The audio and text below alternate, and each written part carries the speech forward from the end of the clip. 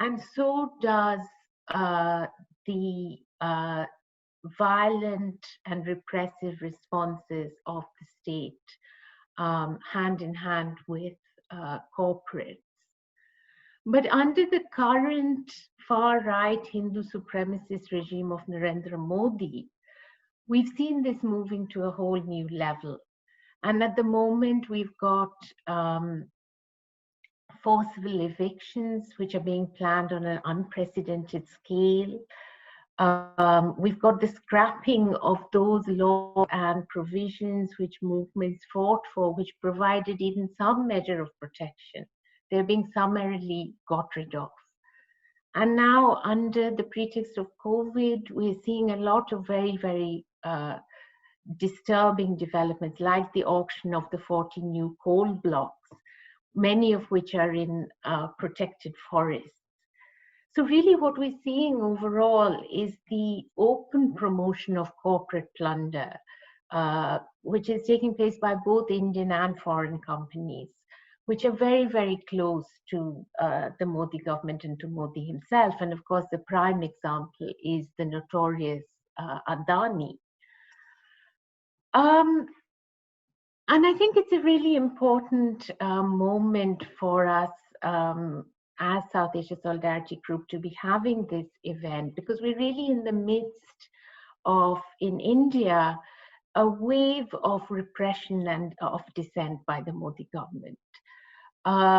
Whether it's human rights activists, lawyers, journalists, students, whether it's the equal citizenship campaigners in Delhi, or whether it is human rights activists standing up for the rights of imprisoned Adivasis. There are, across the country, people are being arrested and charged under the draconian anti-terrorism legislation. And in fact, just yesterday, we got the news about the arrest of Father Stan Swami, who is an 84-year-old human rights activist based in Jharkhand.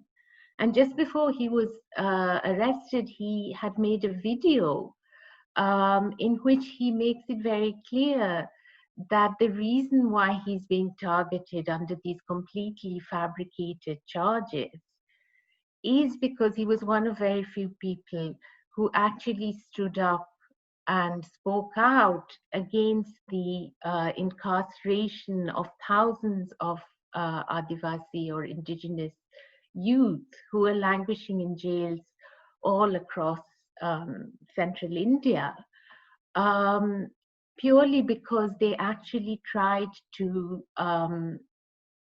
make claims against corporates, which are actually, they're supposed to be able to make those claims under the existing legislation. But when they tried to do that, when they tried to stand up to corporates using those laws, they were thrown in jail. Now, the meeting today is very much about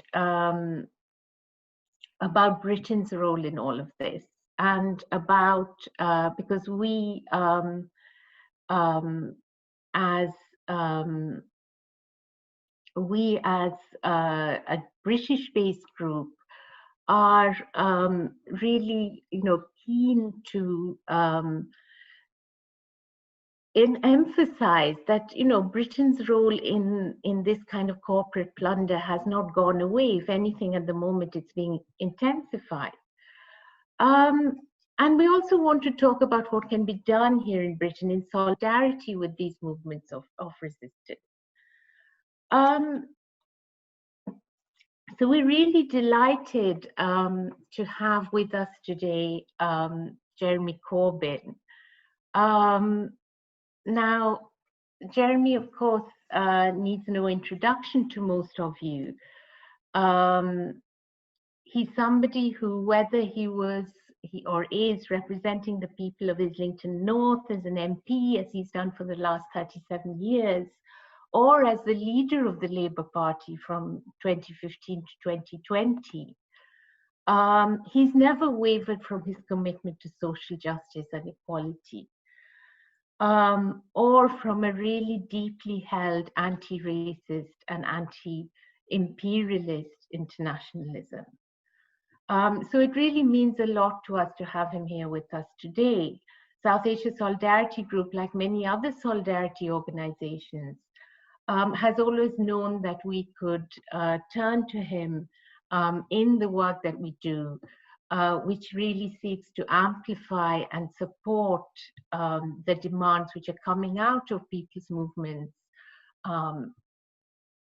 for democracy, for justice across South Asia. And what's particularly relevant, I think, today is that Jeremy Corbyn is a lifelong environmental campaigner. Most recently, he played a very key role in the development of the Green Industrial Revolution policy, which was very much at the center of Labour's manifesto in 2019. So when we asked him if he wanted to speak first, and characteristically he said no, he actually wanted to hear first from the activists and researchers in India and learn about the situation more, and then he's going to come back and say a little bit more. So I'm just going to ask Jeremy to just say a few words now. Thank you.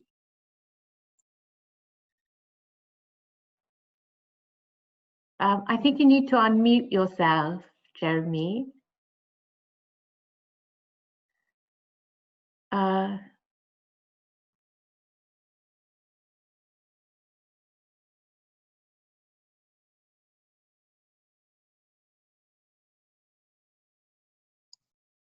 There we are. Is that fine? Yes, yes, that's perfect.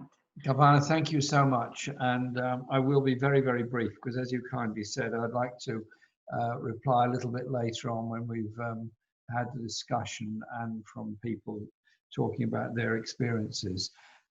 Just to throw into the mix, the corona crisis around the world has thrown up health inequalities, has thrown up injustice, has thrown up poverty, and has a wholly disproportionate death rate amongst the poorest and most vulnerable in our societies, wherever they are around the world.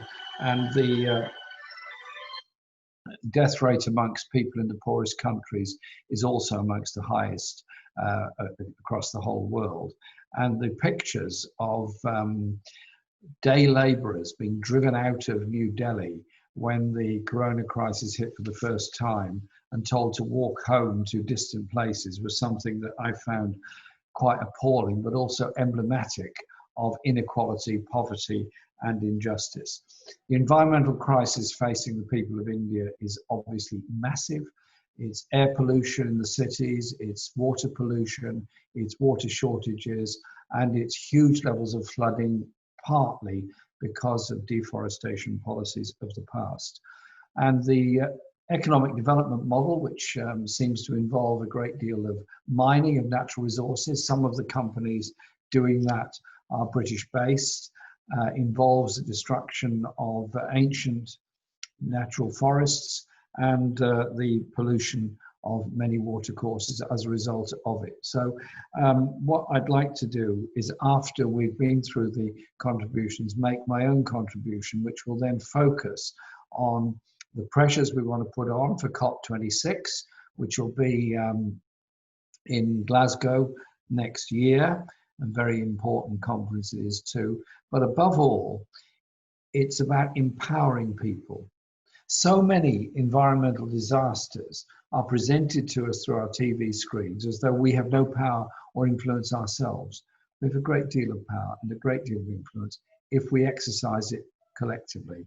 And that's the area I want to put forward. I was proud our manifesto included the Green Industrial Revolution, included sustainability through net zero, hopefully by 2030. That was our aim.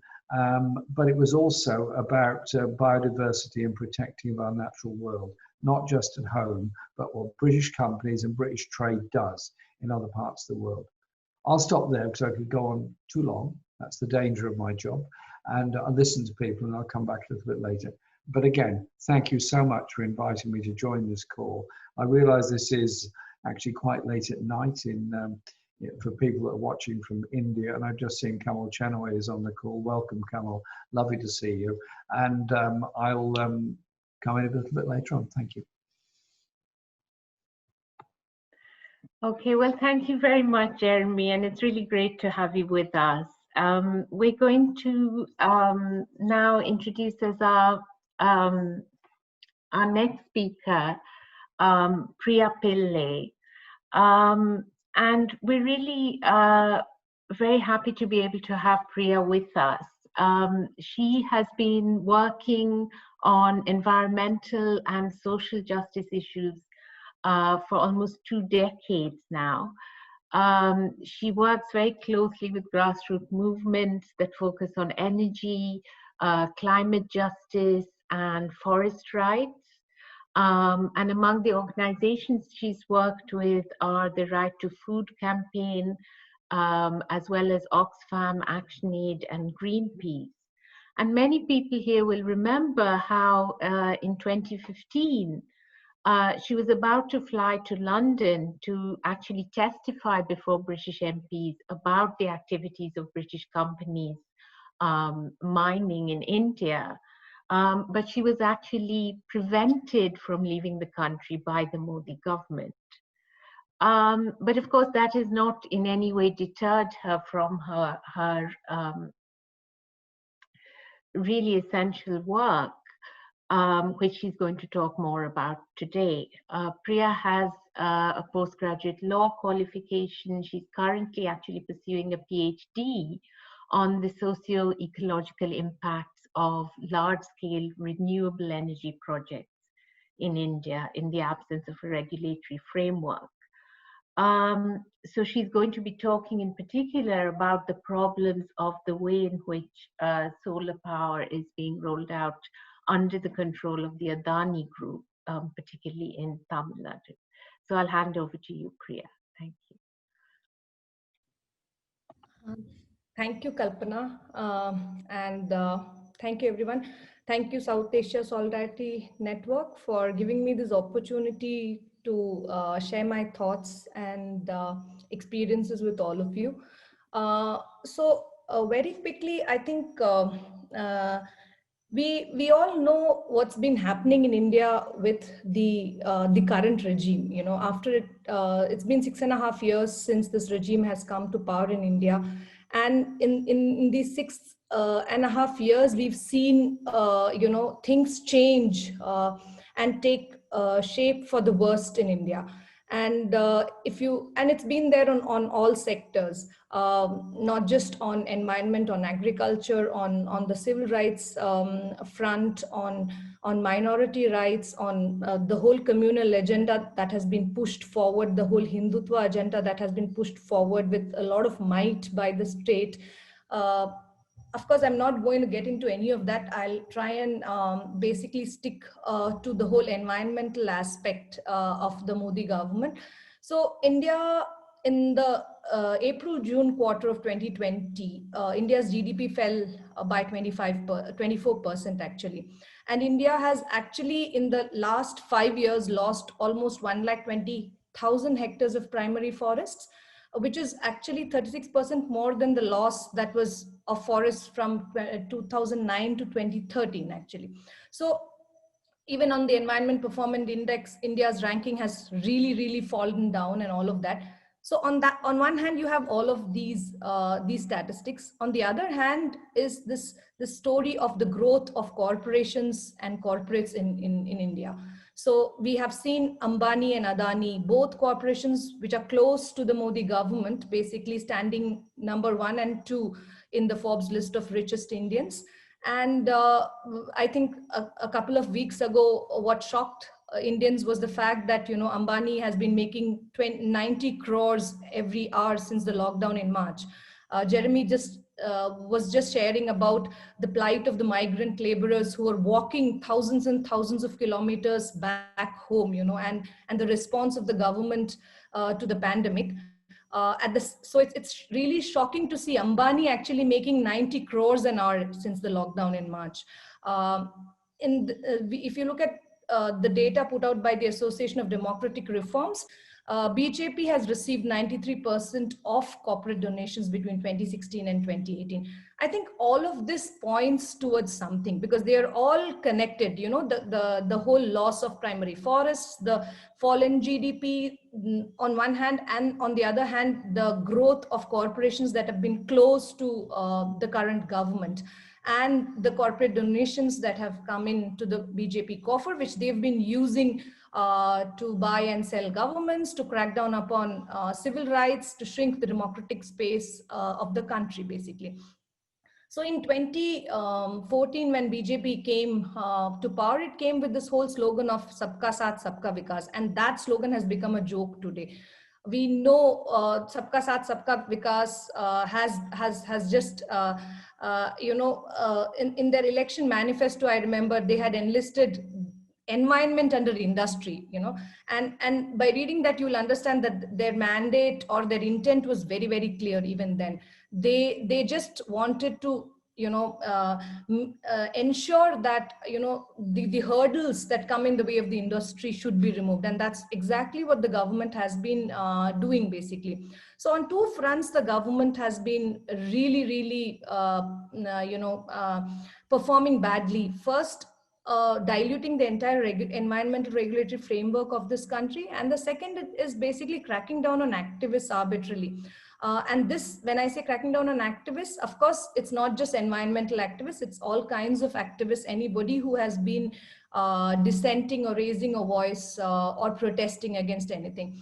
So these are the two highlights of this government, among, of course, the other, apart from the strong communal agenda, including attack on minorities, Dalits, women, Adivasis, and all of that. So we've seen a consistent dilution of the entire environmental regulatory framework. In 2014, when this government came to power for the first term, the government had appointed the TSR Subramaniam committee, if you remember. And since then, of course, the people really opposed it, and the government did not to totally implement the recommendations of the committee. But since then, what we see is how the government has been slowly actually implementing most of those recommendations and diluting most of the legislations in this country. Whether it's been the Indian Forest Act, which has, wherein it's been diluted to give more powers and centralizing powers in the hands of the Forest Department, which has, been very in contradiction with the Forest Rights Act and all of that. And we've seen the apathy of the current government towards indigenous communities and Adivasis in this country, where in the recent Supreme Court case, where where the Supreme Court ordered evictions of millions of tribals, basically. I'm sure Shankar will also be talking about that. That has been one of the shocking moments for us who've been working on environment and tribal rights in this country.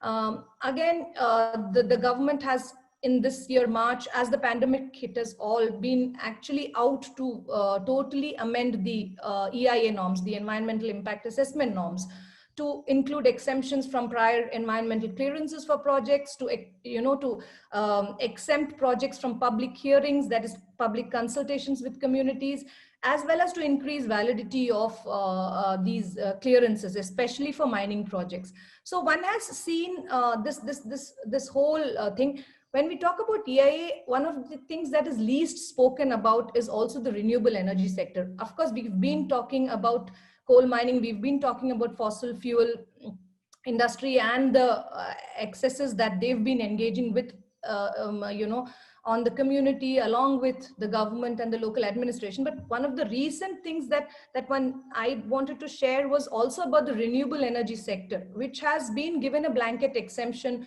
under the whole EIA front, saying, under the tag of green energy. Now, why is this important? Is because the whole RE sector and its growth is inevitable, considering that the government has actually set itself a target of 175 gigawatts by 2022, which means that RE is going to grow exponentially in the coming years. And large scale RE, where private players play a big role, is going to be one of the areas that really grows.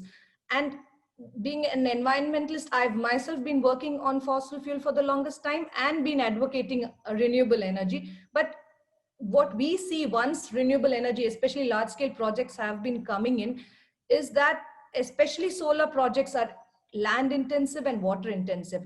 And there have been multiple instances of land grab. So as Kalpana was saying earlier, like the whole thing is that Adani has been one of the government's favorite, friends and confidants. And the way Adani operates in Goda, where it's trying to build a thermal power plant, is very similar to the way it operates in Kamudi in Tamil Nadu, where it has installed one of the world's largest single operator solar plants. So there is no difference in the way, Adani engages with the community, engages with their rights, whether it's land rights, the way it threatens people, the way the law is used or misused, how arbitrarily it's been used on communities. So that's an area that needs to be highlighted, because it's even more dangerous because it has the whole green tag to it, and there is an absence of a regulatory framework. So everything is exempted under renewable energy sector in the name of it being green and the world requiring it. So if we are going to follow the same path that fossil fuel did, if India is going to follow the same path, there will be large issues relating to land grab in this country, which we are already seeing in many solar projects across the country. So that's another area that the government has been being in nexus with large corporations. The other, I'm not going into the details of the recent privatized commercial mining, that has been opened, where commercial auction of 38 coal blocks have been announced in June 2020, and we've seen how almost 66 coal mines, both new and expansions, as well as 13 washeries, which 50% of, like more than 50% of which is in Chhattisgarh and Maharashtra. They've all been basically put up for auctions. And once this auction process is completed, we will see how devastating that these steps and these decisions are going to be for the communities living in the central Indian belt, because the central Indian belt is where the minerals are. It is where the forests of the country are, as well as it overlaps with the indigenous communities of the country. A sizable population of the indigenous community in the country lives in this belt. And so that is briefly about what has been happening on the environmental front. Linking this with this environmental front with the crackdown that the government has been, it's very evident. There is a very clear link between the dilutions which lead to protests, and there have been protests. People have been protesting against this forcible takeover of resources, natural resources. And one has also seen a strong nexus between the corporate world and the government. And it's been seen not only in the way environmental regulations have been flouted to grant clearances, but also in the way crackdowns have happened in the country. And any opposition or any opposition against any mine or any industry on the ground by any community is now clearly seen as an economic security issue of the country. So that's a big shift, I think, that I see that has happened with the current government, where any kind of protest is linked very directly with economic security. And the way the government cracks down upon activists is to use these draconian laws like the UAPA or the National Security Act or sedition. So we just spoke about Stan being arrested, picked up, yesterday, and booked under sedition and UAPA. We've seen so many cases in the past, whether it's been Sudha Bharadwaj who's been consistently fighting, along with the Chhattisgarh Bachao Andolan in Chhattisgarh against mining companies for Adivasi rights in that region, and how we've seen how wrongfully there's been a crackdown on all these activists, where they've been arbitrarily arrested, put under house arrest, and then jailed for years without bail. And one has also seen how the judiciary has also so on one hand you have the government, you have the government corporate nexus.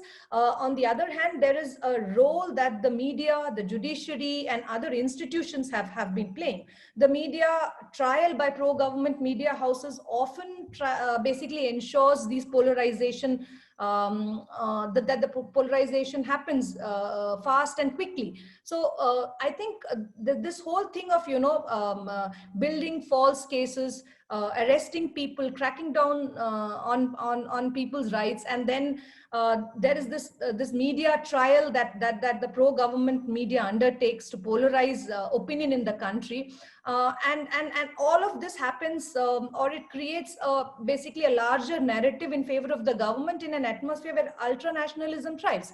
And this helps to establish a public narrative against activists, against communities who are fighting to save their land, their forests, their water resources. And this security narrative that is often used as a basis for crackdown is all happening in this generalized atmosphere where the democratic space to dissent has greatly shrunk. So that is why we see that, in the Pathalgadi movement in Jharkhand, where Stan has been arrested, entire villages, more than 10,000 indigenous community members have been booked on sedition cases. We've seen the impunity with which, corporations have been acting on the ground, in the impunity with which police have been acting on the ground. And it's like, and none of this is a secret. What is more worrying is the fact that none of this is hidden anymore. This is out in the open. It's done with impunity, and there is a public narrative built, and there's a justification that is built. And so the whole, especially what we've seen or what we've experienced also is the arbitrary use of section 144, wherein to control or curb protests. So even the local administration uses the law and order as an excuse to curb protests. It stops communities from exercising their freedom of expression, their freedom of questioning what is happening to them. So this whole thing of again using slap suits, which is against individuals or community members who've been raising their voice. So all of this together has today built a kind of state which is which is very scary. That we often describe this as a silent emergency in the country, where any form of dissent is totally curbed with an iron fist in this country. So despite, I think, all of this, having said, I think having painted a very grim picture of what's been happening on the ground, yes, the picture is scary. It is the impunity with which the police, the government has been acting is scary. But despite this, I think there has been a strong opposition on the ground. Though the whole aim of the government has been to kind of create a chilling effect, whether it's been through the changing the FCRA regulations. Like we know that Greenpeace has almost come to a standstill in India.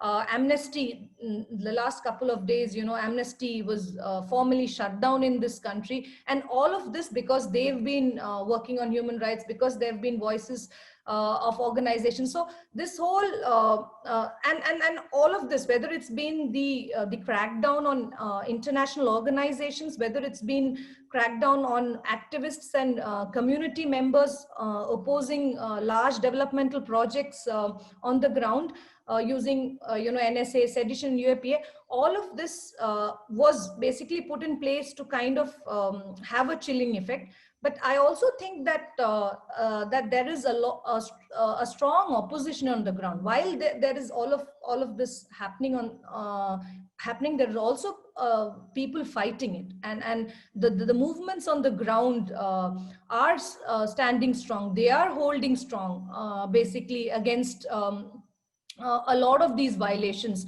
If you look at the small pockets where there are multiple fights, whether it's against bauxite mining in Niyamgiri, or against coal in Jharkhand, Chhattisgarh, Orissa, all parts, whether it's Telangana, or whether even the whole way, Vedanta was behaving, in Thoothukudi in Tamil Nadu, where 13 people were killed in police firing, where again, the impunity of the corporations, with which the Corporations Act is clearly seen in all of these cases.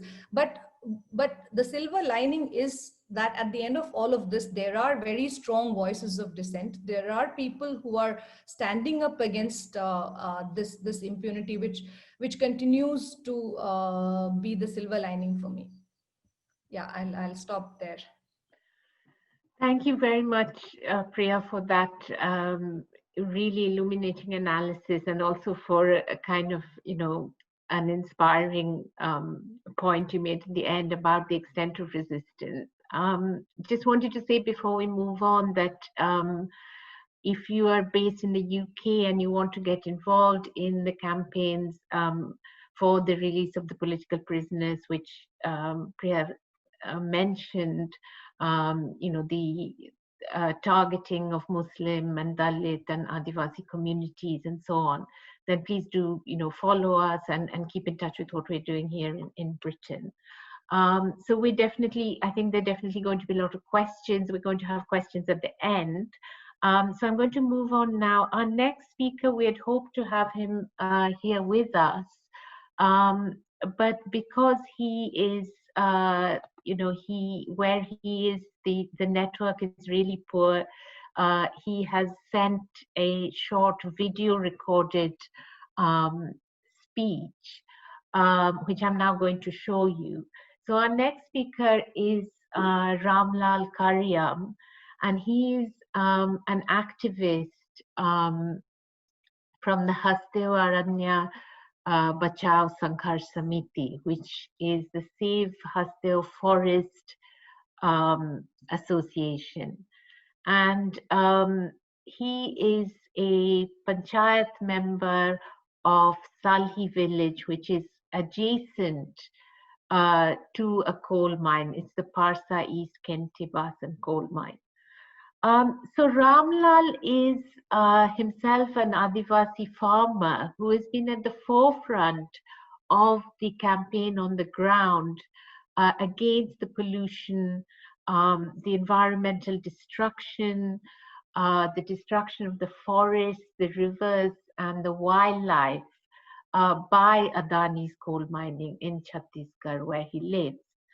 And as he explains in the video, Adani has repeatedly broken its promises to local people on issues of pollution, of environmental destruction, of job creation, and so on. So I'm going to play that video to you now.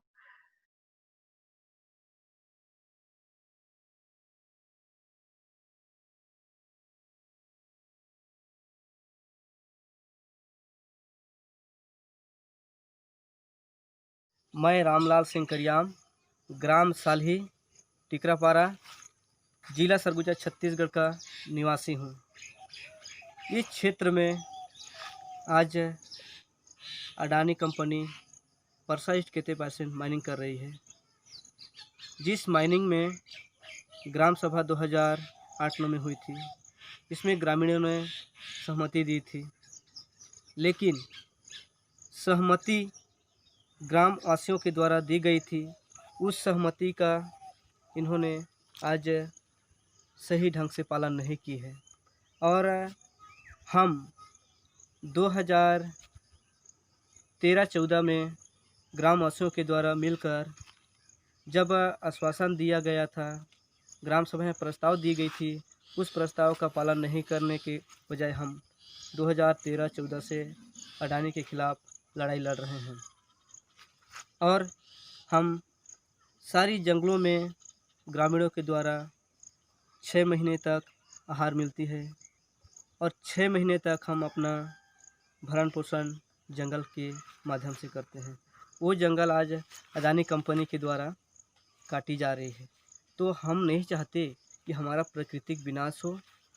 उस प्रकृति की जंगलों में हर प्रकार की जीव जंतु, बड़े जानवर रहते हैं, निवास करते हैं। उस जानवर जब यहाँ पे माइनिंग हो जाएगी तो जानवर कहाँ जाएंगे और हमारी संस्कृति माइनिंग होने से नष्ट हो जाएगी। इसलिए हम कंपनी के खिलाफ लड़ाई लड़ रहे हैं, ना कि विकास का हम विरोध कर रहे हैं। विकास होनी चाहिए लेकिन विनाश नहीं। जैसे आज अंधाधुंध पेड़ों की कटाई कर रही है, जैसे यहाँ पे ग्राम सभा सहमति दी थी, उस सहमति के आधार पे चलती तो लोगों को रोज़गार मिलती। आज लोग भटक रहे हैं, लड़ाई कर रहे हैं रोज़गार के लिए, फिर भी कंपनी के द्वारा रोज़गार नहीं दी जा रही है। और हम खदान इस क्षेत्र में नहीं चाहते, क्योंकि इस क्षेत्र के ग्रामीण भोले भाले आदिवासी भाई हैं जो किसान खेतिहर मजदूर करके अपना पालन पोषण कर रहे हैं। और यहाँ पे जो कंपनी आके बैठी है वो कंपनी सारी अस्तित्व का विनाश करी है। उदाहरण है, हमारी जो जल स्रोत, जो नदी बारामासी बहती थी, वो आज कोयला पानी से खंडहर बन चुकी है। जो आसपास में जो जानवर थे वो जानवर तबाह हो गई है। तो हम कैसे सहमति देंगे? नहीं दे सकते। और दूसरी चीज़ ये है, जो इस क्षेत्र में जो पहले लेमरू हाथी रिजर्व क्षेत्र घोषित किया गया था, उसको दरकिनार करके खदान खोली गई है। हम चाहते हैं कि यह लेमरू हाथी रिजर्व क्षेत्र बननी चाहिए, क्योंकि अगर बन जाएगी तो जंगल बच जाएगी, हमारी गांव बच जाएगी, दूसरी जानवरों की सुरक्षा हो जाएगी। यहाँ पे हाथी कई पीढ़ियों से निवास कर रहे हैं और उनका रहवास क्षेत्र है, जो क्षेत्र को आज काट कर कंपनी द्वारा विनाश की जा रही है। जो हम नहीं चाहते विनाश, जो जानवरों का रक्षा होना चाहिए, हाथियों का सुरक्षा होना चाहिए, हम इसके लिए समर्थन करते हैं लेमरू हाथी रिजर्व क्षेत्र के लिए। और होनी चाहिए, साथ में खदान नहीं होनी चाहिए। जो जंगल है वो जंगल बच रहे। सदियों से जो जंगल से हम अपना संस्कृति, अपना रीति रिवाज जंगलों से जुड़ के अपना जीवन यापन कर रहे हैं और करते आ रहे हैं। जो अगला पीढ़ी भी चाहती है कि जंगल बचे, हमारा संस्कृति बचे, लेकिन आज कंपनी लोगों को गुमराह कर के आगे जंगलों का विनाश कर रही है, जो ग्रामीण द्वारा विरोध करते आ रहे हैं। So I think that was a very powerful message, and I think it's something which it really gives us a sense of what is happening on the ground. And I'm going to move on now to our next speaker, who is also very much engaged with the struggles which Ramlal was talking about. Shankar Gopalakrishnan is an activist and researcher who has been involved and continues to be involved in struggles around forest rights, national resource rights, workers' movements, and the fight against hate politics and fascism, which, as we know, is very closely interwoven with what we've been discussing today. He's affiliated with the Campaign for Survival and Dignity, which is a major national platform bringing together a whole range of tribal and forest dwellers organizations. and also with Chetna Andolan, which is a people's organization in Uttarakhand. So I'll hand over to you now, Shankar. Thank you. Thank you for the intro, Kalpana, and thank you for inviting me to be here. And it's an honor to be part of this discussion. There's a great deal to be said about all of this, so I'm going to try to be as coherent and concise as possible.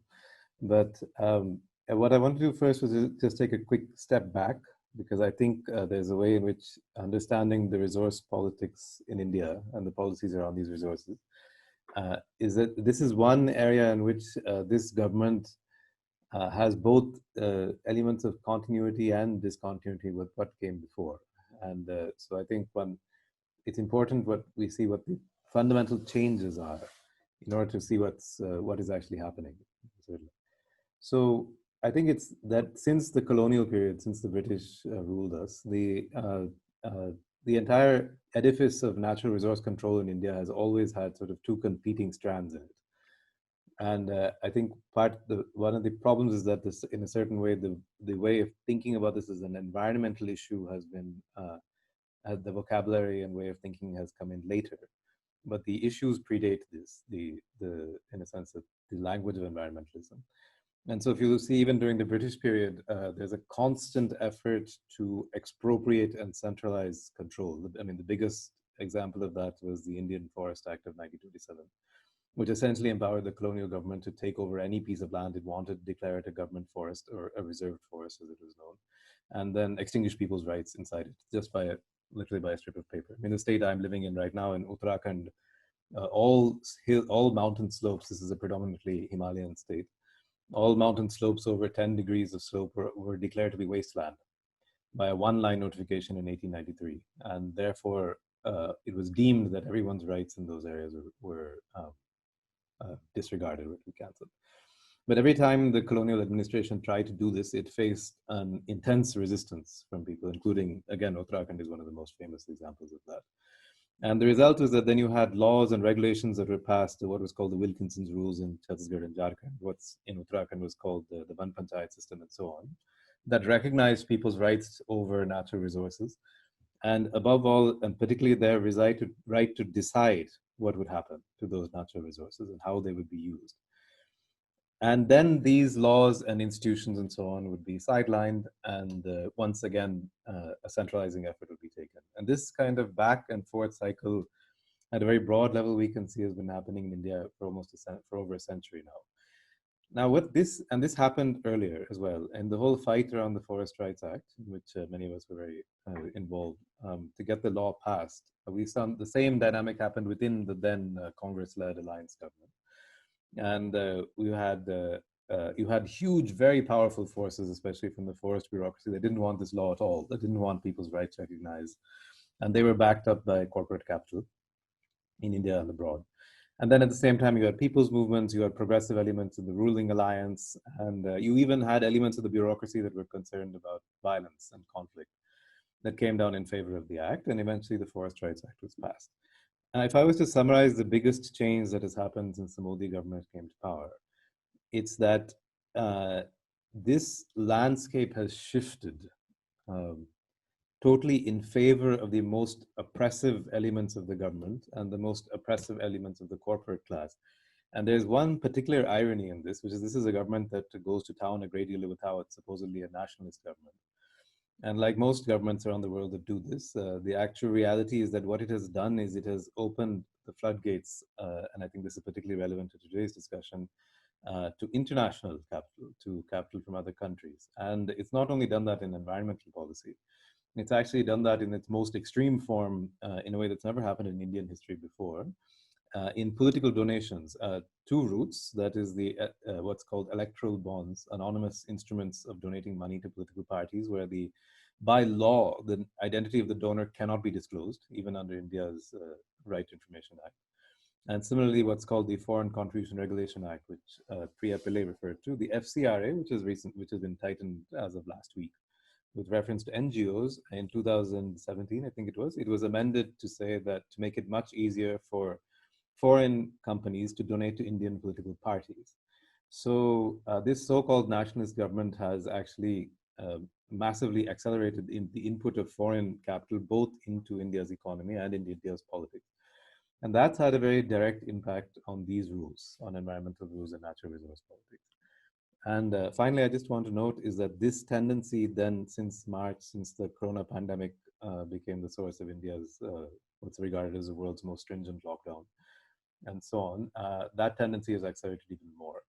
So I just want to give a couple of quick examples and then to return to something that Priya referred to, which is about the whole question of resistance and the opposition that is happening. So we've seen that for almost 40 or 50 years now, India's coal mining has been dominated by the nationalized sector, by the government companies. And the reason for this being earlier policies regarding use of natural resources for the development of the country and so on. Policies which are heavily criticized, but because they were undemocratic and not because they should be handed over to private companies.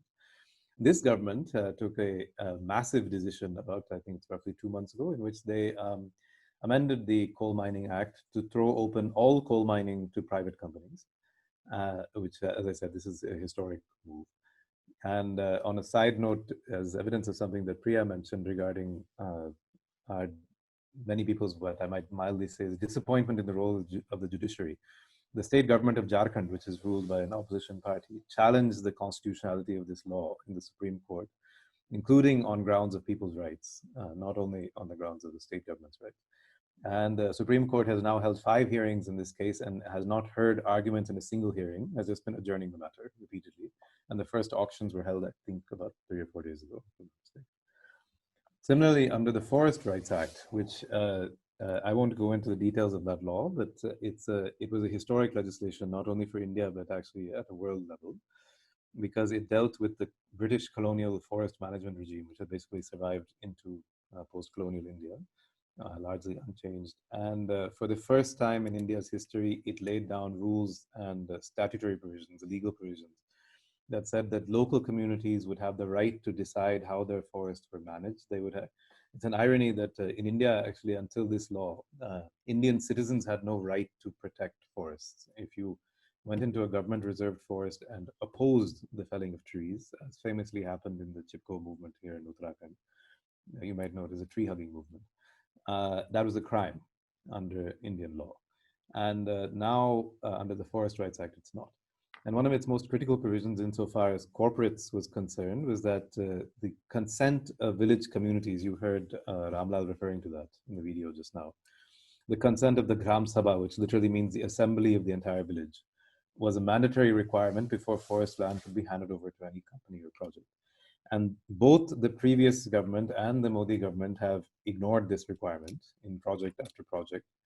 But what the Modi government has done is actually, again, in the last 2 months, they have eased the regulations regarding the permissions required for extending mining leases across all of central India, and they've made it now possible for these leases to be extended without any clearance at all. And therefore, then the entire consent requirement has been thrown out because there's no clearance process. There's no question of permissions, so where's the question of consent?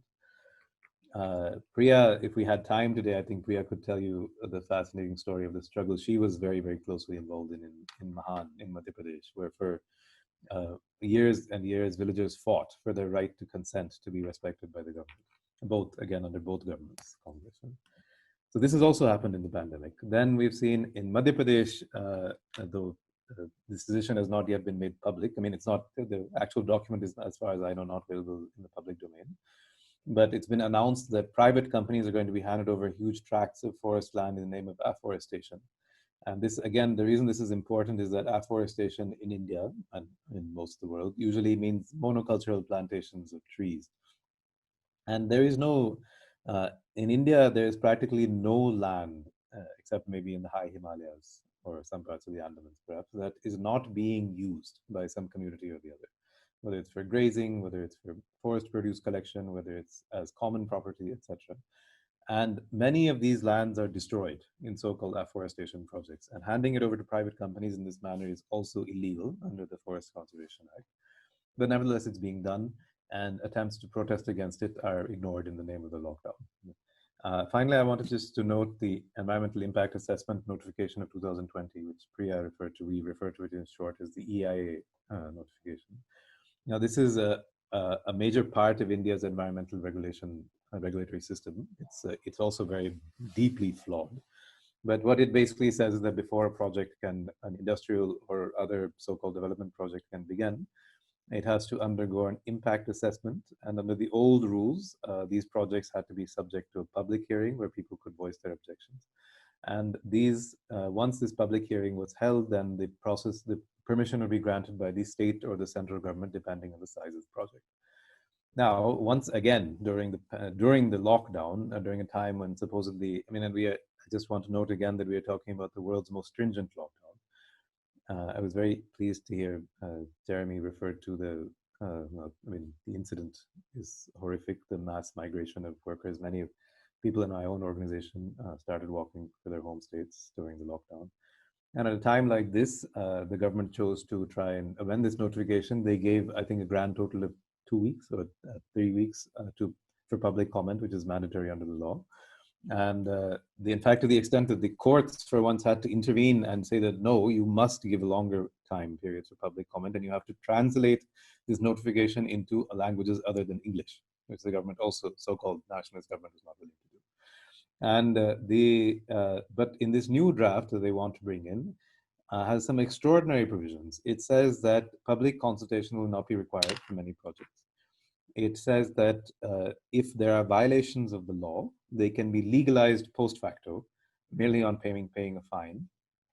And this is happening at a time when we've already seen, as Priya mentioned, 13 people died in 2018 protests against the Sterlite plant in Thoothukudi.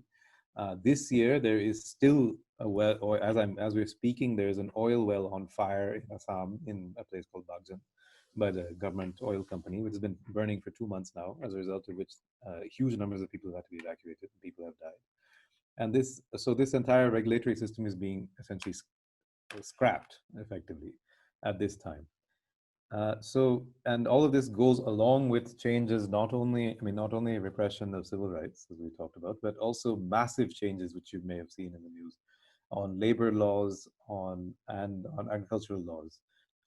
And I just want to finally, before I close, just to very quickly say that all of this has one common theme, which is that there's an effort to break the ability of, any form of collective organization or action. So whether it's the labor laws, it's disempowering trade unions. When it's the farmer laws, it's shutting down systems of state-owned market yards. And in the case of the environment, it's taking away provisions of public consultation and undercutting the Forest Rights Act, which, as I said, is a fairly radical law for democratic management of natural resources, and replacing it with a hyper-centralized system of control, which essentially massively favors the corporate sector. But I don't want to paint this as a hopeless situation. I think Priya mentioned already that there are protests, and I'd say that there are also there have been a whole series of things that have been tried to be done in the last few years that weren't able to be done because of massive popular opposition. The Supreme Court, as Priya mentioned, ordered in February 2019 that more than 1 million people would be evicted from their homes, forest dwellers, because of the way the Forest Rights Act has been misimplemented. The government facilitated this order by not appearing in defense of the Forest Rights Act for 2 years in court. And after massive national protests, they had to rush back to the court and ask for that order to be held up. That's where it is now. They tried to amend the Indian Forest Act. Had they succeeded, the amendments they wanted would have empowered forest officers to use firearms, would have empowered them to arrest and search without warrant, and would have made bail almost impossible in those cases. They would have basically combined the colonial law with the national security law. They had to backtrack on that. They tried to amend the national forest policy to empower private companies to take over forest land. They had to backtrack on that. So the situation is by no means one-sided, but I think the role of foreign companies and the role of foreign capital, and I'm very glad that this session is happening, is something that hasn't received the attention it should. And again, I want to once again come back again and again, because this is obviously the charge that is thrown against all of us, is that we are anti-national here. And this is a so-called nationalist government that is facilitating a much larger takeover of India's policy-making space and its actual natural resources by foreign capital. And so therefore, I think today's session is particularly important. Thank you so much, Shankar. That was a really, really very thought-provoking talk, and I think really both exposed all the kind of really dramatic changes which have taken place recently, but also I think underlying that really key point about what this so-called nationalist government really represents, and that so-called nationalism is actually something which is mobilized against India's own people, and the tremendous affiliation there with imperialism and with global capital. So our next speaker actually is going to focus quite a bit on some of the ways this works from a British focus.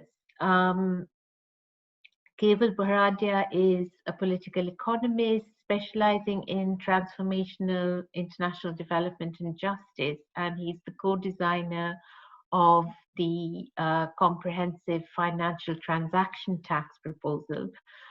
He can explain a little bit more about what that is, but he's going to speak on the role of the finance sector in Britain, the British finance sector, in facilitating corporate plunder under the Modi government.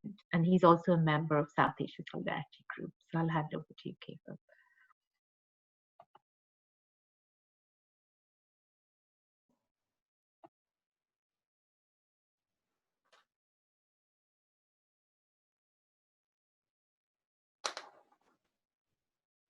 Thank you, Kalpana, and thank you to all the panelists and everyone dialing in, especially from India, where it's quite late. And thank you, Jeremy, for joining us and for backing the tax on financial and commodity markets trading that I helped design. And if introduced, would have been a tax on the super rich, would have curbed the influence of the finance lobby and helped lower climate change. I'll start off by sharing with you some numbers. In the last few years, international banks have provided $12 billion US dollars in loans and to back the shares and bonds in Adani. Most of this money came from private banks in India, but second on the list was the UK, demonstrating the role that the City of London still plays in imperialism, plunder, and profits. It demonstrates that UK financial capital and wealth, including UK pension money, is linked to Adani, and so is complicit in the atrocities carried out by Adani Group. The biggest culprits to financing Adani in London are Barclays Bank and Standard Chartered. This is all tainted private capital searching for profits in coal, money created through computers by banks that governments have allowed them to do and get away with, knowing it is committing human and environmental atrocities. Corporate impunity, from domestic or international law, has been a feature of capitalism since neoliberal governments came to power in the UK and the US in the 1970s. In India, economic liberalization really took off in 1991. Massive parts of India's economy were gifted to the private sector and public accountability for the environment with it. It also allowed the inflow of billions of dollars of international capital into public utilities and gained widespread power across India. Economic liberalization policies are a pathway to impoverishment and reliance on the private sector for our most basic necessities. Actually, vast amounts of what were once public sector utilities are now mostly owned by hedge funds and private equity firms through shares and bonds, which is why every major industrial firm now has a financial trading company in-house. We are left without our rights and access to land, water, housing, health, and education. They are traded away on stock exchanges by the rich, who include politicians who hide millions in state-sanctioned tax havens, not just high net worth individuals, stockbrokers, or investment banks. As Chief Minister of Gujarat from 2001, Modi oversaw unprecedented liberal economic policies in Gujarat and handed over billion-dollar contracts to giant corporations such as Adani. It was Adani business jets he was flying on all over India for his prime ministerial election campaign a decade later. So the rise of Modi and Adani, the rise of state terror, the rise of corporate crimes and Hindu fascism have a very close relationship and a firm grip on culture, media, and education. Governments the world over have been forced to rely on fascism. Not only does it fuel hatred and ignorance, it acts by design to distract us from the natural laws of capitalism, which are to impoverish most of us and make a few rich and powerful. We've seen the removal of social protections, erosion of human rights legislation, and the judicial system itself, the dismantling of workers' rights and access to the informal economy, the reversal of environmental protections, and not even adhering or caring about international laws and conventions, which are all the norm now. It doesn't stop there. Corporates and politicians have a two-sided approach. Whilst they're causing impoverishment through state terror and violence, including land grabs with their liberal policies, it also provides the perfect place to then save the impoverished through ideological assimilation. Assimilation that is designed to build not only more RSS foot soldiers, but to build indoctrinated vote banks. Economic inequality is necessary to maintain a cultural and economic hegemony, achieved through propaganda. So for instance, in India, the top capitalists, the top 1%, own several times more wealth than all the 99% of the rest of the population do combined. It would take an average low-paid worker 30,000 years to earn what Gautam Adani earns in less than a year. Instead of learning this, or why farmer suicides and child mortality on the rise, children are learning in RSS schools and hostels backed by corporate capital that Hinduism has apparently been a victim of 1,000 years of Islamic and Christian terror. There are over 70,000 of these schools and hostels for tribal people whose lands and livelihoods have been stolen. 70,000 industrial propaganda centers designed to erase their cultures, convert to Hinduism, and be taught that wage slavery that comes from liberal economic policies is their savior and a normal part of human evolution. That India's problems are somehow because of a lack of capitalism and a lack of Hinduism. I'll wrap up by saying the marrying of this highly financialized form of international capital and Hindu fascism is having exponential toxic impacts on people and planet, as we've witnessed today. On their own, they are deadly, but now together they firmly occupy government and state ideology, and both require an impoverishment first, divide and rule strategy second to survive. But as has been shown today, the struggle won't stop, and I hope everyone on this call can join us in the urgent fight ahead. As Dr. Ambedkar said once, there are, in my view, two enemies which the workers of this country have to deal with. The two enemies are Brahmanism and capitalism. Thank you. Thank you so much, Keval. That was really interesting in terms of the whole links with the banks, and also, of course, I'm really glad you mentioned the whole question of the RSS's role in setting up these huge schools, which really have been, find parallels with the residential schools which indigenous people faced in the Americas. In terms of the kind of systematic destruction of cultures and so on. So we're going to come back now to Jeremy, who's going to reflect on some of these things. So if I could just hand over to you, Jeremy. Thank you very much. And thank you very much for putting on this event, and what a fantastic array of speakers we've got and the information that's gone with it, because this is a very fundamental debate about inequality, poverty, injustice, and the way in which the environmental crisis and the corona crisis is actually increasing the gap between the richest and the poorest, increasing the wealth of the super rich, not just in India, but around the whole world itself. And I saw some figures today, and it's mind-blowing that the billionaires have put on quite a few million ever since this corona crisis actually begun to hit some months ago. The issues that we're facing are globally, the rise in global temperatures, the rising sea levels that come as a result of that, and the devastating, unusual weather patterns that come as a result of that as well. And air pollution in major cities around the world is at chronic and terrible proportions. I think New Delhi has the worst air quality of any city in the world, but it's a tough competition with a number of others for it. And with that, as we've demonstrated in this discussion this evening, the loss of forests, the loss of clean rivers, the loss of biodiversity, and the loss of the natural world and the mammals that go with it is obviously completely devastating. And at the end of the day, intensive agriculture using monoculture methods, high levels of pesticides and herbicides, is actually counterproductive because it kills the biodiversity, kills the plant diversity, and ultimately kills the agricultural production itself.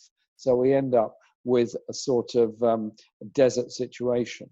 And it's the small farmers in India and around the world, those that have preserved the natural world and environment for a very long time, are the ones who pay the price and suffer as a result of this. And the figures of the suicides amongst farmers in India are truly shocking. And the way in which people are driven off their land and then forced to seek the sort of jobs we were discussing earlier in big cities where they have few rights and indeed can often be removed from those places as well and are. And the discussion we've had about the forests and the animal preserve, I thought was absolutely wonderful. The idea that in the 21st century, when global warming is an obvious thing that is happening, any country should be investing in coal-fired power stations, in the use of coal, knowing full well the only thing coal can do is burn carbon. French name for coal is carbon. You know, it is carbon. That can only lead to the increase of carbon dioxide and pollution at the same time in the air. And so there has to be a different way of approaching things.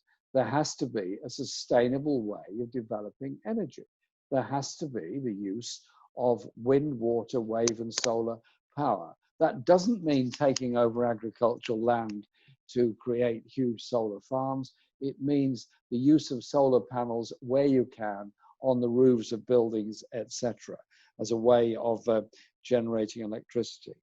But it also means an attitude towards the natural world in forests, where you don't see the forest community as an enemy. You see them as people who want to live there, have sustained it, and wish to sustain it. So you don't bring in rangers to drive them out. You work with those people in order to protect and preserve it. I was reading about the protection of the great bustard in India, now being done by the people who live there who want the great bustard to survive.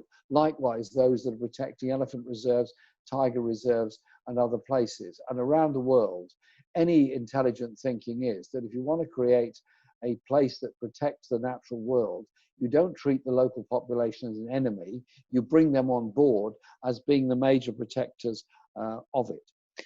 But all of these aims that we're talking about actually go against a system which is finance capital making huge amounts of money out of the destruction of environment and the reduction of living standards of the poorest people all around the world. And the points made by Keval at the end of his contribution about the role of British banks in this and of the finance departments of the major mining companies in what they're doing financing these developments, knowing full well the dangers that come with it. So then the question is, politically, what do we do about it? We put forward our own views. We put forward the views that we have in our own party manifestos and election campaigns and try and educate people from them. But at the end of the day, it's also about power. And it's also, what is power? COP26 next year will decide, hopefully, that we have to meet net zero emissions, hopefully well before 2050, because 2050 is getting a bit late. That means huge changes all around the world.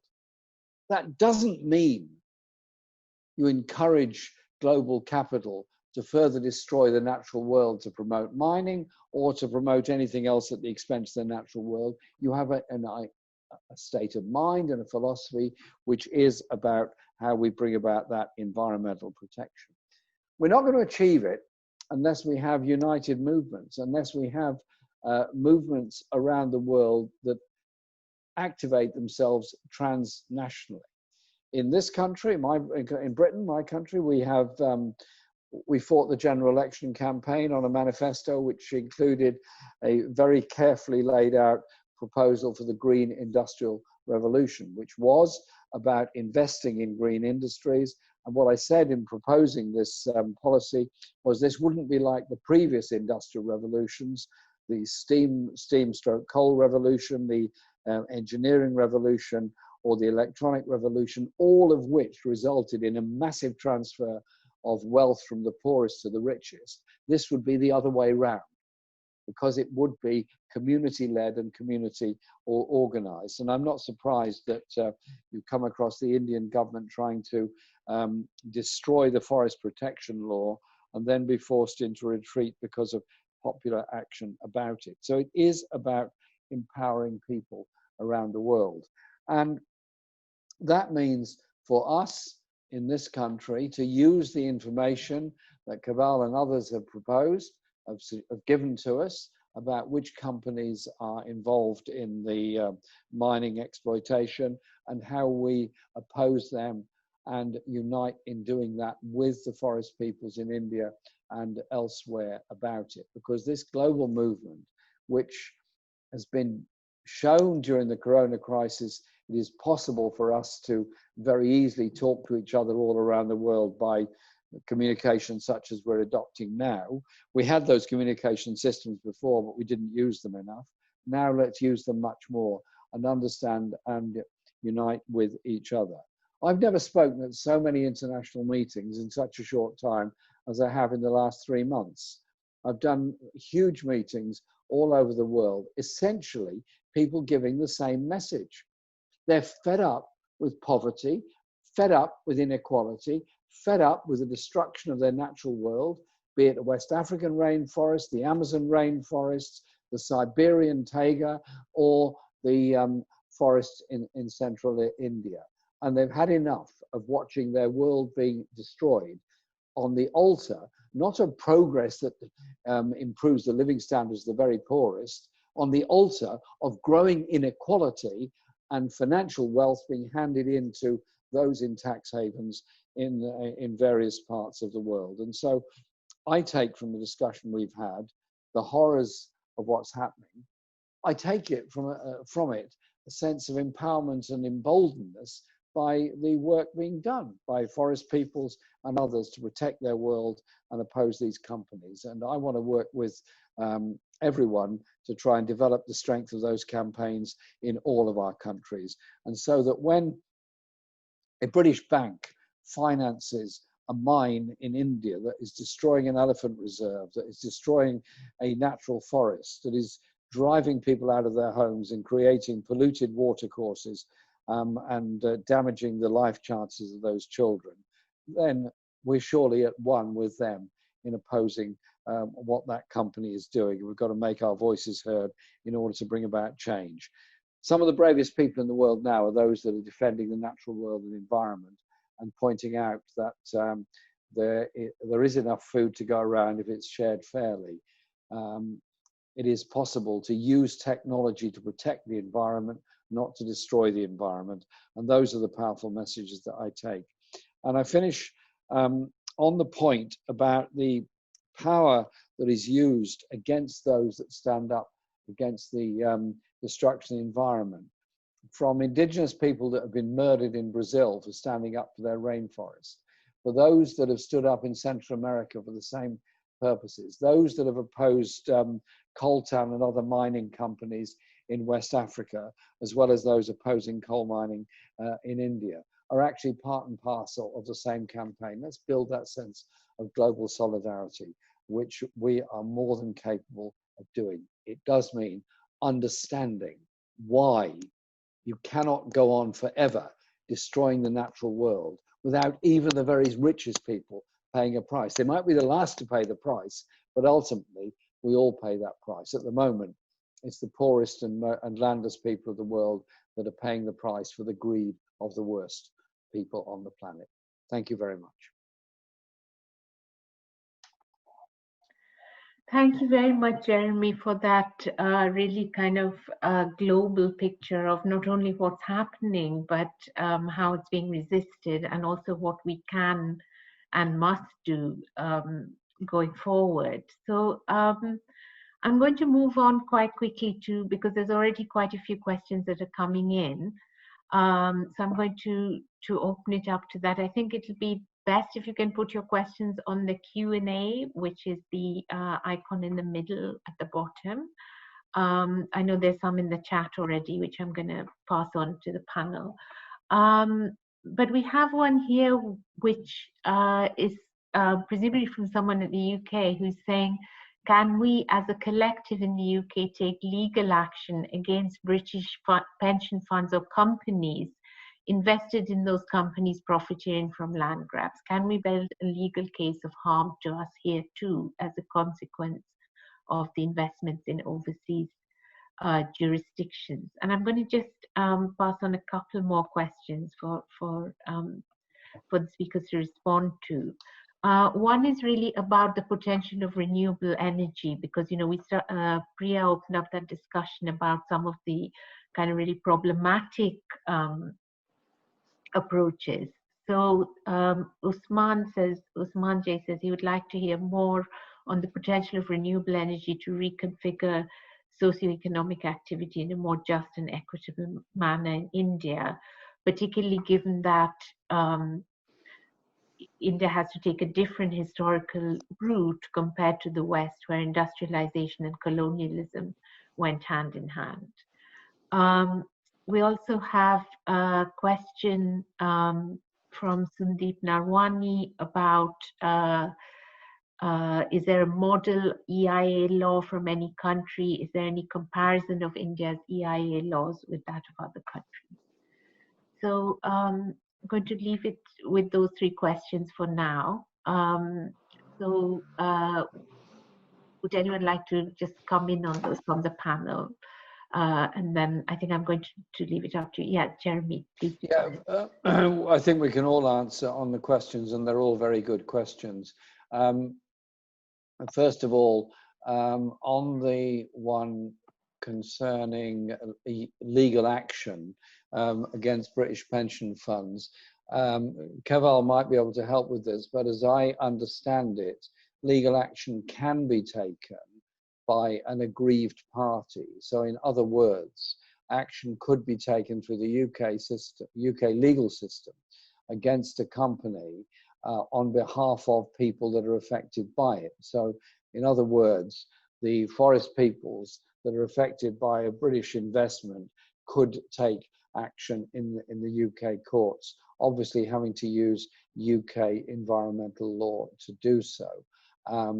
There are numbers of people that have tried to do this in a number of ways, and certainly I've been involved in legal action cases against those that have taken action in British courts because of wholly understandable and legitimate grievances from British colonial periods, such as during the Kenya uprising in the 1950s, and their abominable treatment of those people. They could and did take action in the British court. So the principle is there. On the second question, which is thank you, Nish, it's kind of you to say so.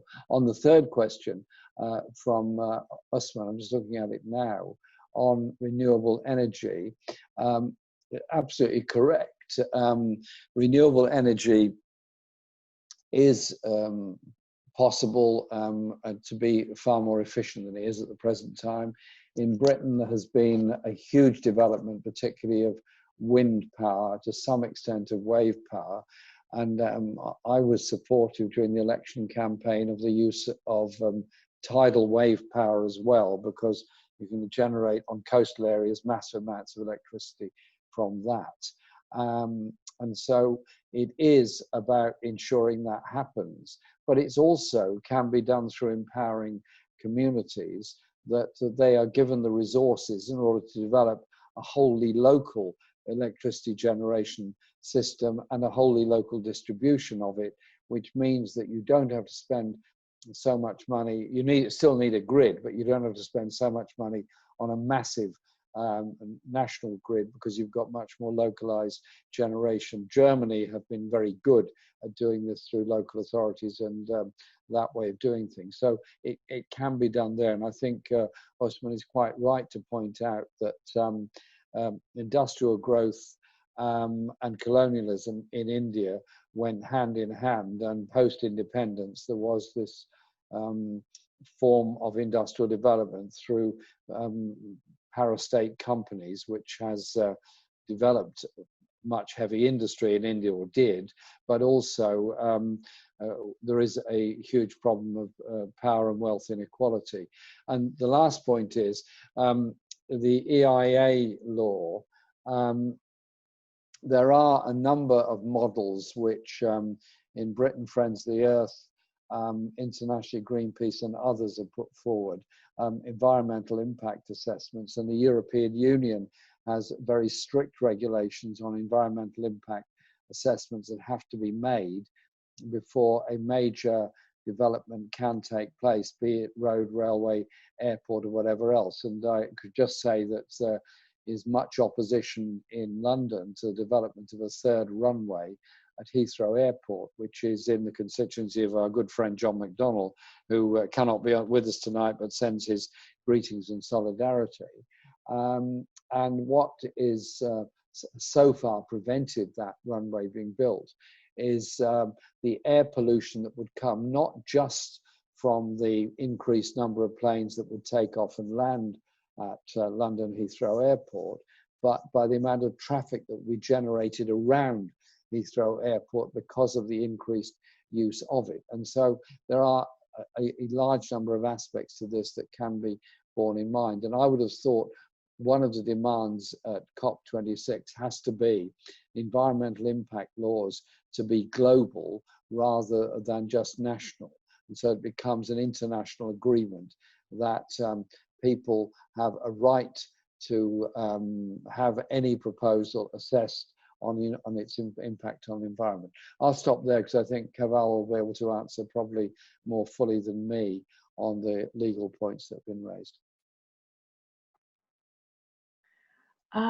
Okay, before we come back to Keval, I just because I'm aware it's getting very late at night for our two speakers from India, and I think you also probably have something to say on both of these. So Priya, do you want to come back? Yeah, so on the whole decentralized renewable energy bit that Jeremy was talking about, I think this is so as we are transitioning from fossil fuel to renewable energy, one of the things that we've been talking about is that the transition should be just. We cannot have renewable energy following the same path that fossil fuel went on, grabbing resources, creating more inequalities in the society. No, that's not possible. So I think that the point that we've been putting forth or pushing for has been that this whole transition business needs to be justice oriented. Having said that, I think from the whole Indian energy scenario or Indian energy perspective here, energy security is not just about energy production. People think energy security will be achieved by producing more energy. It is also about equitable distribution of energy. So, for example, Singrauli, which is the region in Madhya Pradesh that I have been working in for more than a decade now. This region is known as the energy capital of India. It produces 10% of the coal-based thermal energy of the country. But the villages that we work in, which is in the forested areas of Singrauli, what we see is that though this region produces 10% of the total coal-based energy of the country, those villages do not have access to energy, or what they have is very intermittent access, for 3 hours or 4 hours in a day. So I think the whole thing is also about equitable distribution, and this whole aspect of energy is also to be seen when we are saying renewable energy. It can't be like a centralized large scale renewable energy thing, because right now what is happening, fossil fuel is centralized, as Jeremy was saying, and then there is this whole aspect of energy efficiency, because when you produce energy in a centralized manner, upgrade it to a grid and then distribute, there are huge transmission and distribution losses. So there is this aspect of efficiency, transmission and distribution loss, most of which can be curbed when by actually looking at decentralized renewable energy. There are lots of models globally as well as in small pockets in India, where energy is produced in clusters, in a small cluster by, and this is also about empowering people. It's about energy democracy. It's not just about so there are lots of aspects that kind of can be built into energy security, wherein currently, if you look at it, all of the energy production is owned by private capital or by the state governments, or the state, basically. So there is a need to also achieve energy democracy, where the ownership of production and distribution and access is with the community. So who controls this whole thing, who makes the decision is what is important. So just like in all other aspects, even for energy, I think whether it's when we talk about renewable energy, this is an opportunity that we should see, that this is an opportunity to kind of have a system that is different, which is not centralized, which talks about justice, which talks about energy governance and democracy at the grassroots level. So that's what I wanted to talk about renewable energy. And yeah, I think I'm missing some of the other questions. I think there was a question about the EIA as well, and whether whether about the kind of global model for that. There's also a question which I'm just going to bring in, which really talks about the fact that, and maybe you can all look at that as well, which is about, for example, what's happening in Scotland, where the kinds of Green New Deal proposals happening there completely ignore any international commitments and rely on resources produced in the global south, often in areas where indigenous peoples are being displaced. So this kind of relates to your whole question around democracy and so on. How can we center the knowledge and experiences of Adivasi communities in our green transition? And this is from Nish. So yeah, so if maybe you could just comment on that, and we can also bring in Shankar. Yeah, so I think also when we talk about this whole transition, one of the issues that I have had with the Green New Deal has been that the Green New Deal operates in a certain system. We are talking about moving, say for example, we are talking about removing investment from from fossil fuel and putting it into, say, transport and energy, renewable energy. So the way I look at it, there is a systemic problem in this whole thing that needs to be addressed, and not just a systemic problem between the whole global north and the global south. Now, if you look at it, in every country, there is a north and south, right? The city pockets, there are people in every country who represent the global north, and there are people in every country who also represent the global south. So I think one needs to balance between all of this when we talk about energy transition and transitioning into into a different kind of an economy, I think. For me, I think the change is systemic, and it is a long drawn battle. It's not something that will happen overnight, and one needs to kind of look at addressing systemic issues in order to address a lot of these issues equitably and in a justice oriented manner. Okay, thank you, Priya. Shankar, would you like to come in on some of these issues that have been raised? Sure. I think I would broadly, most of what I would like to say has already been said by Priya and to some extent by Jeremy. I would add that as far as I think the key issue when we're talking about decentralization and so on is that it's an issue of power, as Priya said, and the fundamental question is one of control and decision making. I think someone asked here regarding addressing these issues from the ideological point of view, and I think, for instance, here in Uttarakhand, our organization has been trying to set up two types of cooperatives: one, a micro hydel project, and another construction workers cooperative, where we're producer companies, as Priya knows. And our goal with this is that when ownership of natural resources and ownership of labor is vested with the producers themselves, then that produces a completely different model of whether it is energy production or natural resource use, or etc. That also is almost always inherently more environmentally friendly as well. Not in every single case, but in most. And so I think to answer Kumar Rajiv Singh's question, I think the issue is there's an ideological understanding here about the role that's played by the private sector and by private capital that I think we can begin to expose by setting in place alternatives along with the struggles that we're already fighting. And I mean, on the same note, I want to also address many of the other questions. I think, for instance, there was a question about a model EIA law and so on. Now, one of the fundamental problems with the EIA system in India is not the EIA notification itself. It's the way the impact assessment operates at a sort of, I mean, in a very quick summary, the project is framed, what's called a DPR, a detailed project report is prepared, finances are arranged, loans are guaranteed, and then an environmental impact assessment is done. So the entire system is already weighted in favor of the corporate long before any environmental regulation even kicks in. So you cannot have a model EIA law at that stage in the process. It's impossible, whatever the law might say.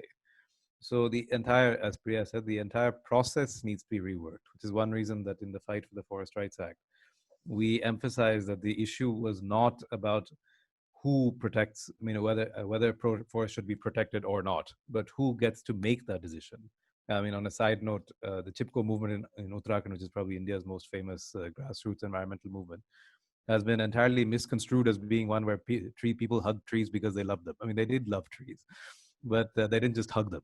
The issue was that they were asserting their right to use the forest and their rights to control the timber and other materials that came out of that forest, and not the rights of the forest department and private capital. I would just want to close by noting on that I think, again, the reason I think that today's session is very important is that, I mean, in a way, international capital has both been responsible for some of the most gruesome violations, but it's also been subjected to a certain amount of scrutiny that is, in a sense, more vital to organize because it can be across countries and at a much higher level.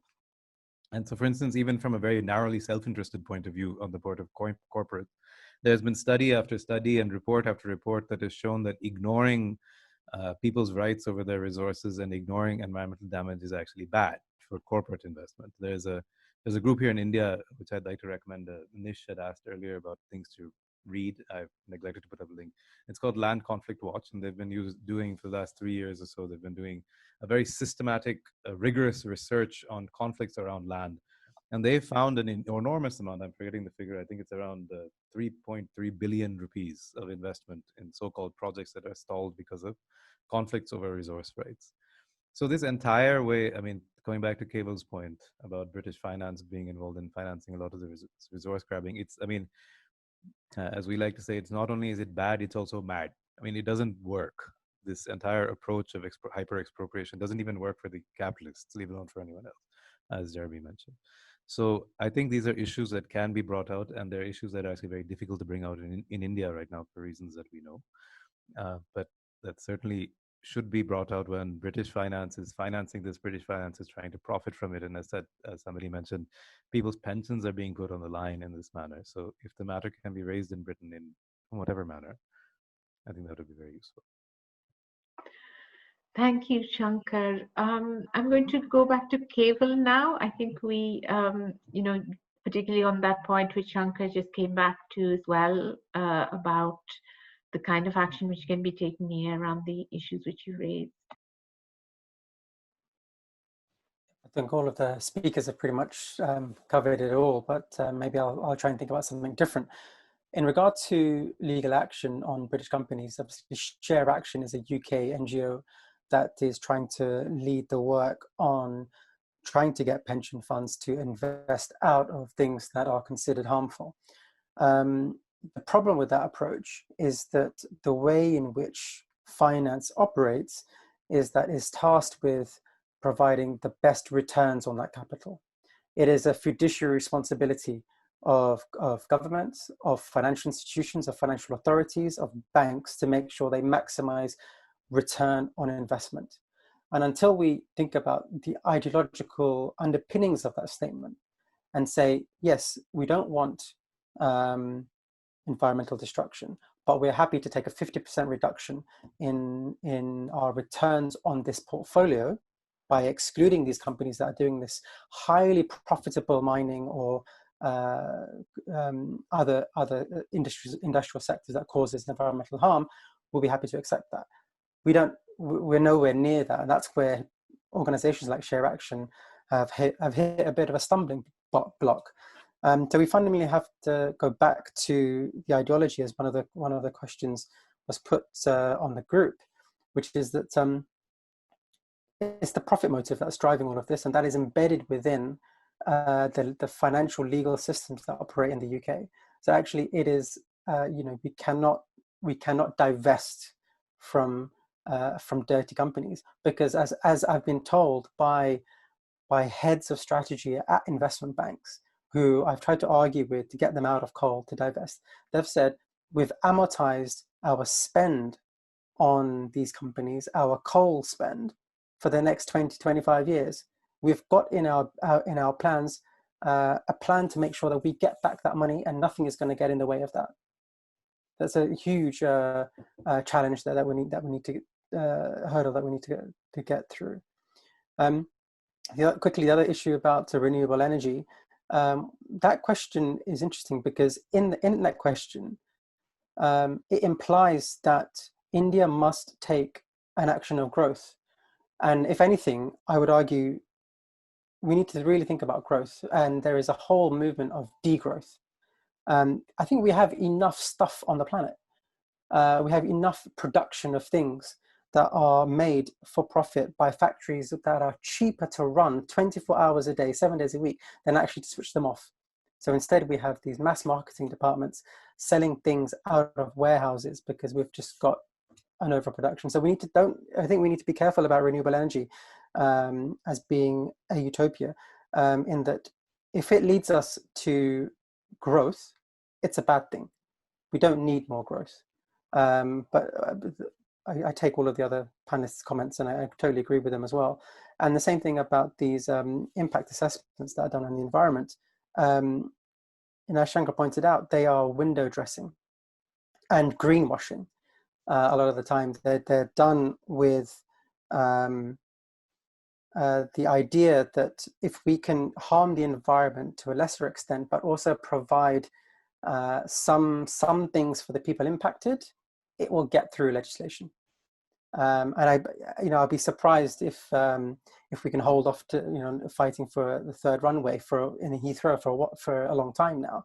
I hope we do, but I think what will probably happen is that the lobbyists will come up with other ways to force through essentially a greenwashing of the expansion there. So we need to be careful about thinking that liberal institutions that promote impact assessments will somehow be our savior. They won't. Are there any other questions that I think I should respond to? I think as we're coming to the end, I'll ask everyone to just make some kind of final comments that they'd like to make. there's a couple more questions, one on international law, can that help us in stalling these destructive projects? And one on, should Indians rewrite the constitution from the ground up, written by local people and voted upon, decentralized governance and try and rebalance power away from central government? So anyway, if you want to reflect on in either of those, please do, but I'd like to just ask all four of you to just make some final comments that you'd like to make at the end of this, what's been an incredibly interesting discussion. Yeah.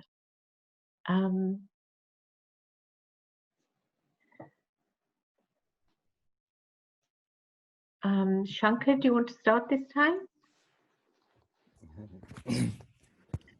Sure. I think I don't think I have much to add to what we've, as I said, as you said, has been a very interesting and I think useful discussion. I mean, there are a lot of questions that touch on things very close to my heart, like the question of why the right wing gains power in these periods and so on and so forth. But I think that's out of the scope of our discussion right now. But so I think I would just close by saying that I mean, there are a number of threads that I felt came out of today's discussion, and I think they all weave together at a very close level.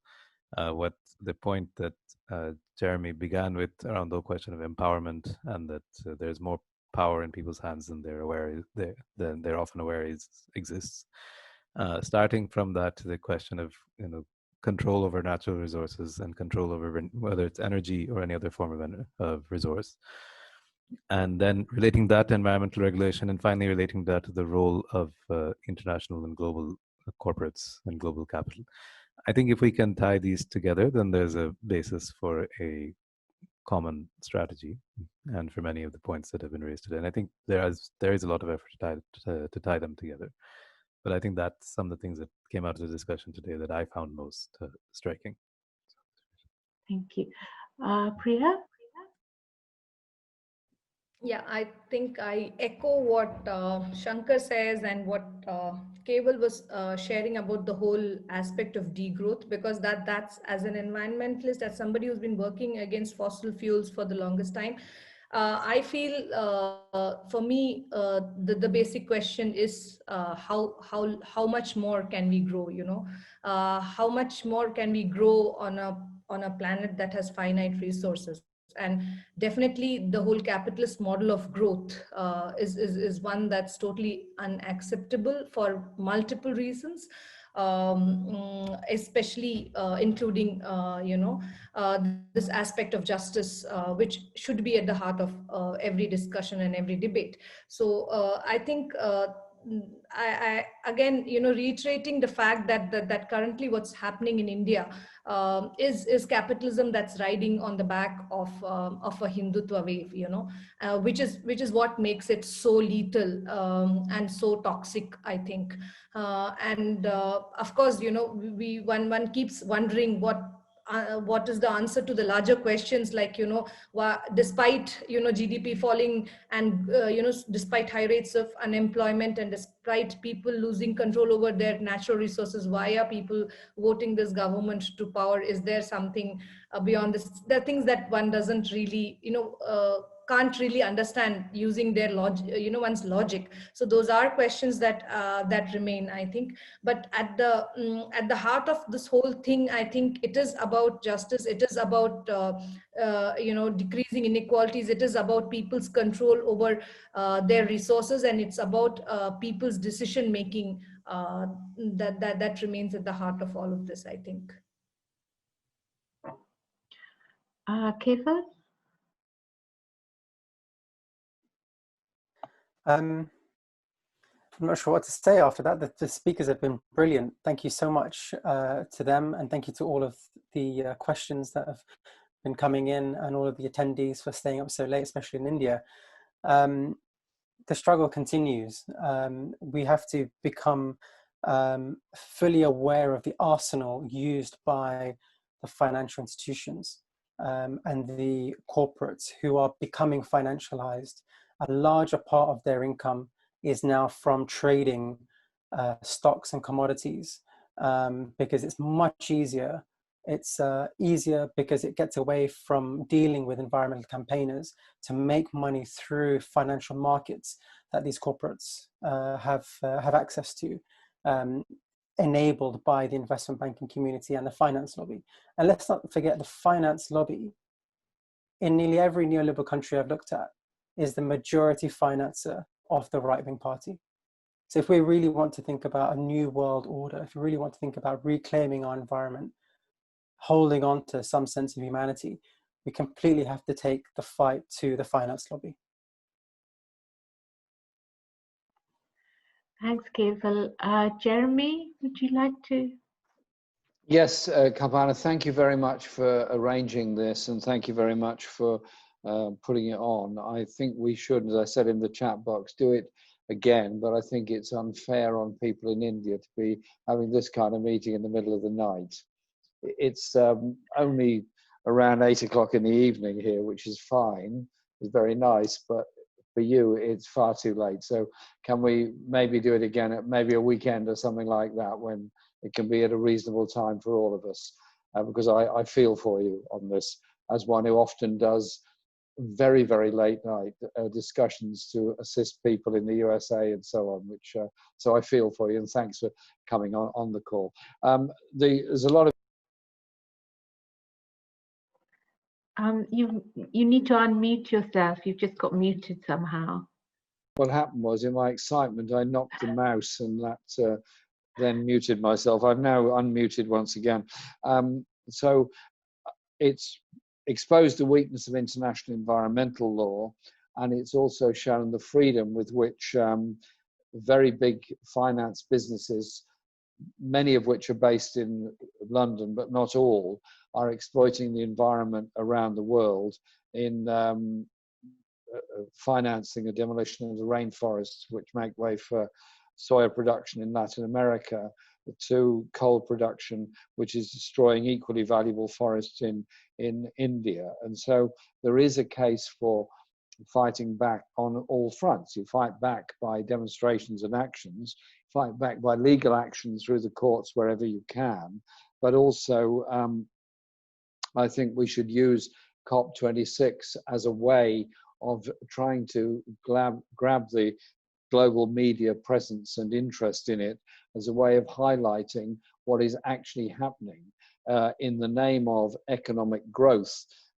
in India to the very poorest people. And to my mind, growth should be measured not so much in the growth of total economic output, but growth is much better measured if you measure it by the reduction in the gap between the richest and the poorest. You measure it by the reduction in the numbers of people living in desperate poverty around the world, and you measure it by not the damage you've done to the world's natural resources and environment, but the amount you've done to improve the biodiversity and state of our natural world. I mean, it's a different way of looking at things, it's a different way of thinking about things, but these things can be done. We at the moment are faced with right-wing populism around the world, in this country and many others, and we observe that in the US presidential debates. This right-wing populism relies on two things. One is convincing people that somehow or other a free market economic system is good for them and will give them some degree of freedom. The reality is free market economics benefits the wealthiest, whose wealth has grown exponentially during the COVID crisis. And it also relies on a heavy ability of the police and the state to control trade unions, environmental campaigns, or whatever else. And we've seen that in all that we're talking about. The Corona crisis has shown the weakness of the ability of free market economics to defend people's health. When the Director General of the World Health Organization says the only real answer to the Corona-19 virus is universal healthcare available all over the world, he's absolutely right. Very few countries around the world have universal access to healthcare, and you've seen the disproportionate effects of coronavirus on the poorest people because they have no access to decent quality health care. So it is about measuring things in a different way and looking at things in a different way. But if tonight we've educated ourselves and understood a bit more about each other, that's good. If we are emboldened to do more in our own societies to oppose what's going on, that's good. And that really is our task of the age, to educate people, inform people, and be proud of those that stand up to defend the environment on which we all rely, because they are, after all, the people with a real eye to the future, rather than those that see every forest as an opportunity to be destroyed and every lump of coal as an opportunity to be burnt, when we should be conserving energy and conserving resources. So I want to just say again, Kalpana, thank you so much to you and all the others that have done so much to put this wonderful event together. Well, thank you so much, Jeremy, for being with us this evening. And I think, as I said at the beginning, your approach has always really epitomized the kind of anti-imperialist internationalism which we really need more than ever at the moment. And yeah, I just wanted to say that we in South Asia Solidarity Group are going to take this discussion forward and, you know, really think about what we actually need to do to build solidarity with the kinds of movements we've heard about, and to actually take concrete action where we are, which is in a sense in the belly of the beast. Please do, you know, if you've enjoyed this discussion, keep in touch with us. We're on all the social media, and you know, we're continually having events. Many of them are during the day in British time, so a bit more easy to attend if you're in India. Just remains to say a huge thank you to all our panelists who've been really, really amazing.